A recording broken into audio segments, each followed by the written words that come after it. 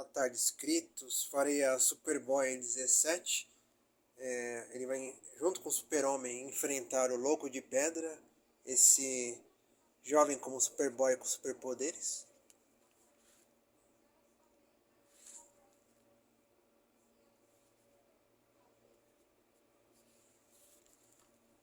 Não colei, a edição não está lá muito boa, então, mas dá pra ler. Vemos o Perry White comentando sobre o Louco de Pedra, que eles vivem, acho que no beco do suicídio, causando arruaça, né? Logo na lanchonete do Tio Pans. Ele diz que isso que o jovem de hoje age como um gangster, que é um trabalho para o Super-Homem. O Super-Homem diz que é um trabalho para o Superboy. O Superboy está louco de pedra, ele está admirando o cartaz com as modelos e uma propaganda do Havaí.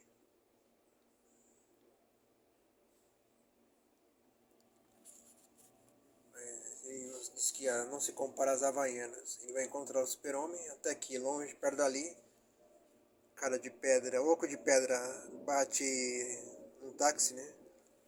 Rebenta o taxista, vai chamar a polícia, acaba sendo preso na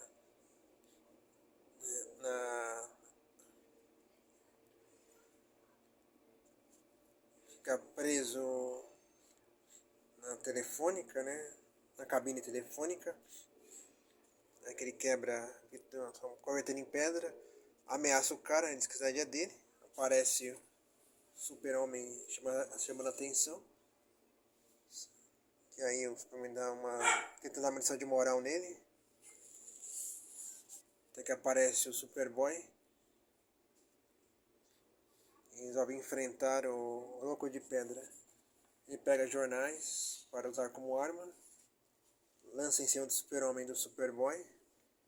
Mas os estilhaços atingem o trilho do trem. Rapidamente ele se preocupa com as vítimas. O Super-Homem vai parar o trem e o Superboy resolve enfrentar. Com o seu poder,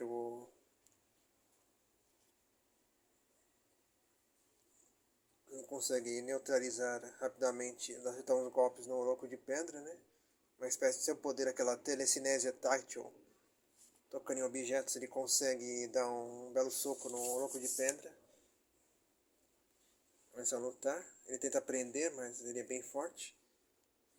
E o Louco de Pedra o arremessa contra um carro. Tenta esmagar com concreto, mas o Superboy resiste. O Superboy acaba na luta que se segue lá. O Superman ainda para o trem.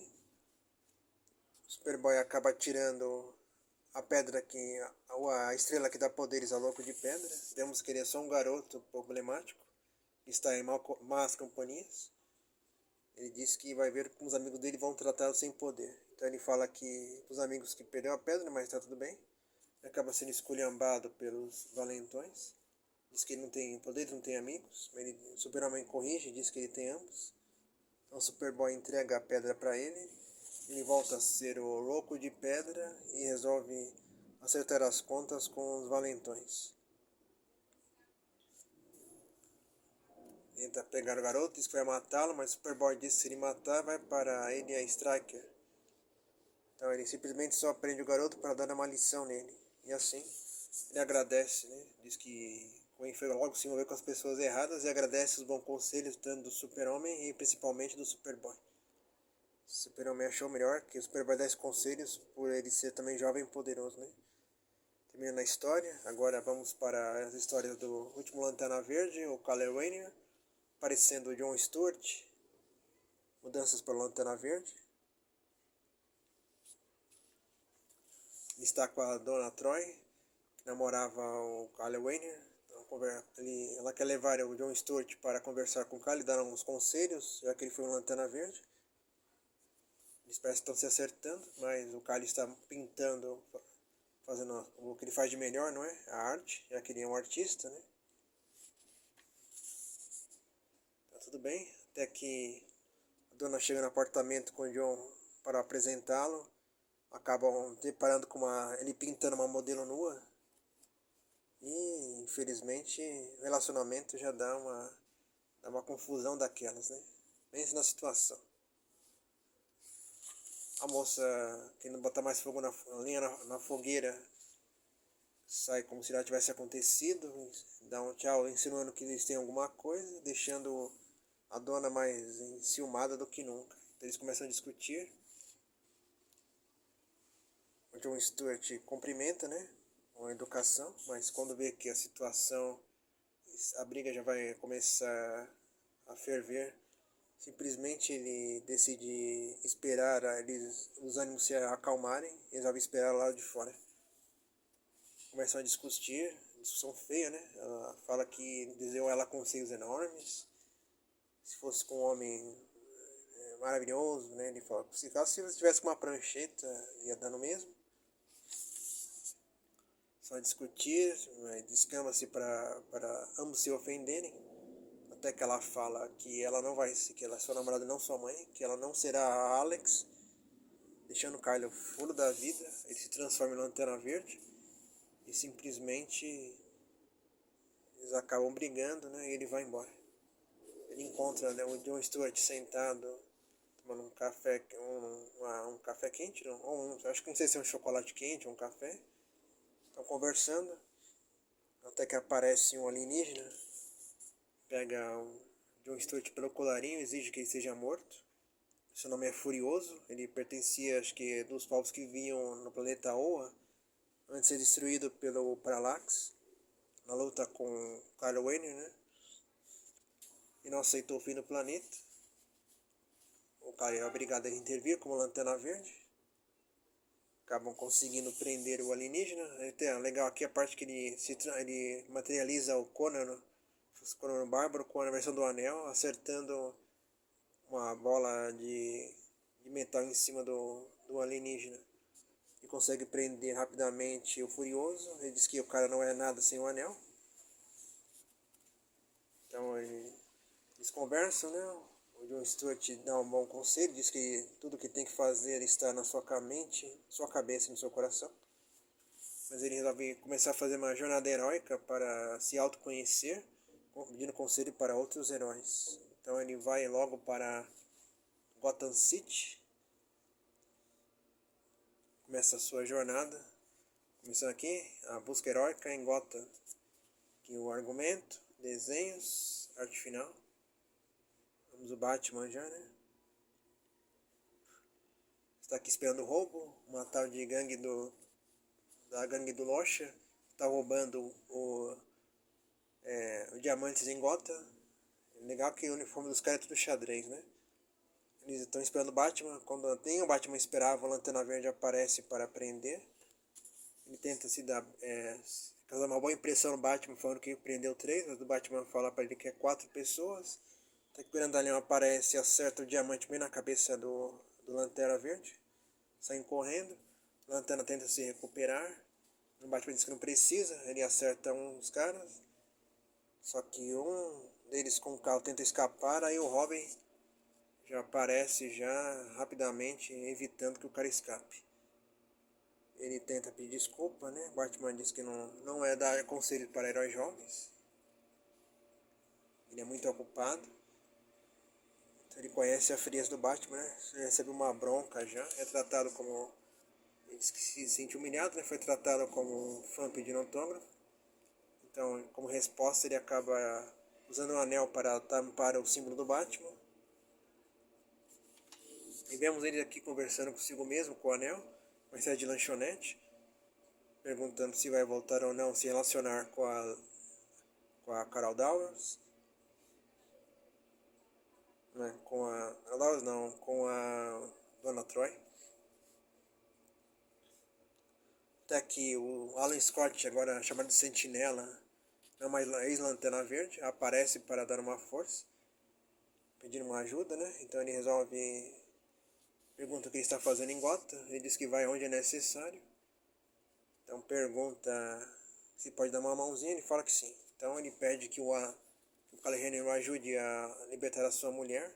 Diz que ela vendeu a alma ao demônio, se tornou uma mulher sexy chamada Arlequin.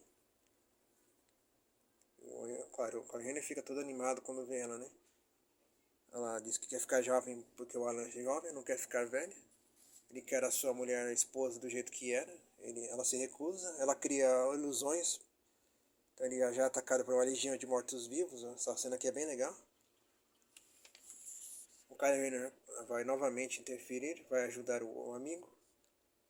Mas ele também acaba sendo vítima dessas ilusões. Aparece essa cabeça aqui meio zumbi em cima dele, lembrando a Alex. Depois simplesmente ela vemos a aparência da mulher dele, mas a entidade demora, não quer sair da, não quer deixar de ser possuída, né? Vai atacar o Alan Scott. O Alan também é atacado também pela lembrança da morte da sua primeira namorada. Ele tapa os olhos para não ver. Ele consegue acertar as cegas, prendendo o Alequim. E o Alan Scott, de uma forma, consegue exorcizá-la com os poderes místicos, fazer a sua mulher voltar ao normal.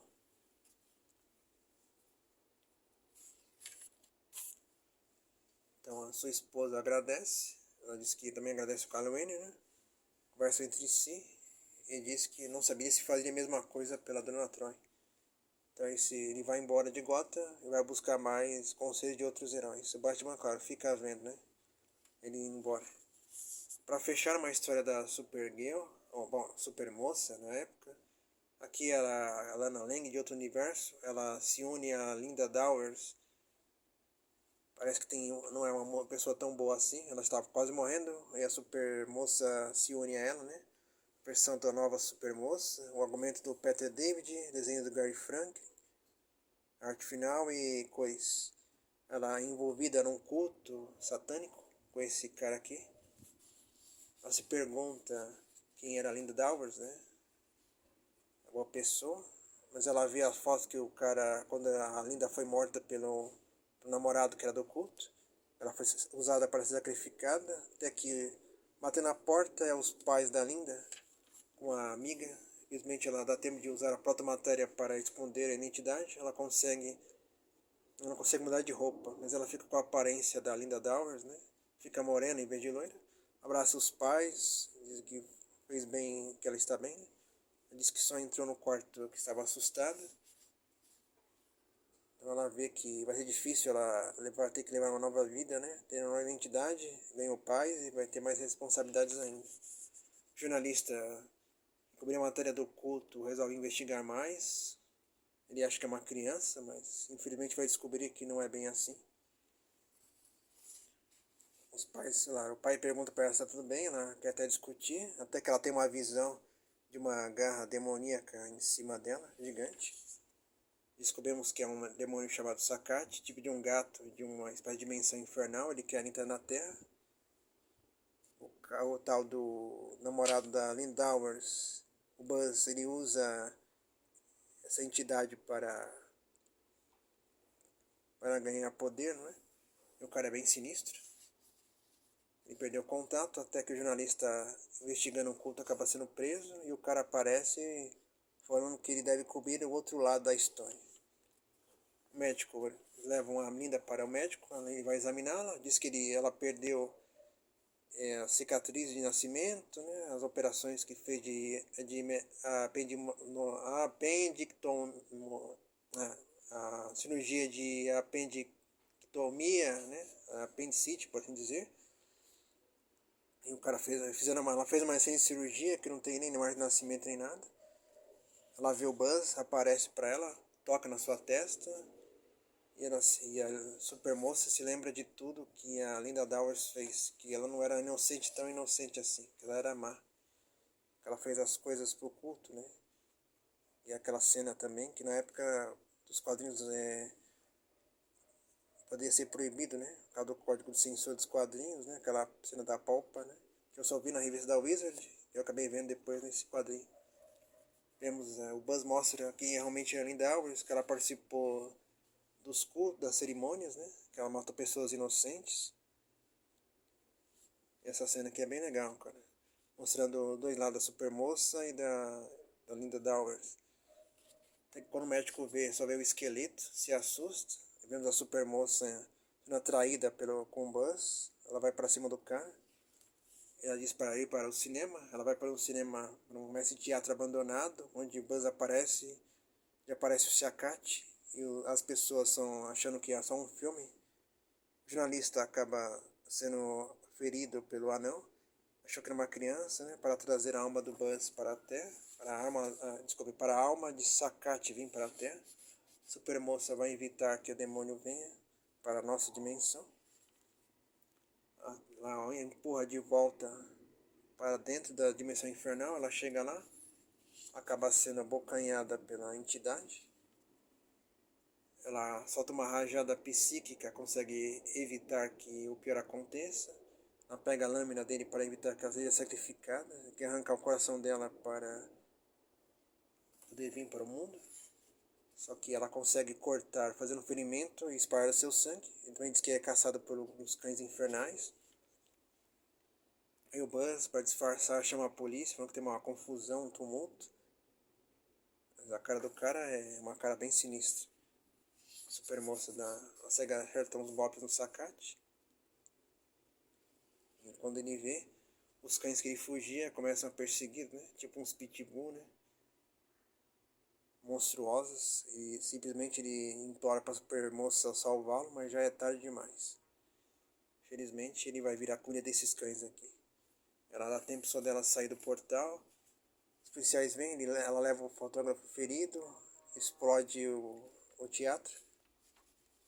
Ela vê o cara, o jornalista sendo no hospital em segurança, né? Ela se pergunta por que escolheu Linda Dalvers, se foi uma questão divina. E assim termina a história, né? Com o Buzz falando com a senhora que não está indo direto para o inferno, tem uns desvios no meio, que vale a viagem até lá. Um cão e o gato se enfrentando. Eu colei essa parte, não dá pra ver, mas é de março de 98, gibi. Você acompanhou até aqui, comentem, compartilhem, ajudem o Quadrinhos a crescer. Agradeço aos novos inscritos.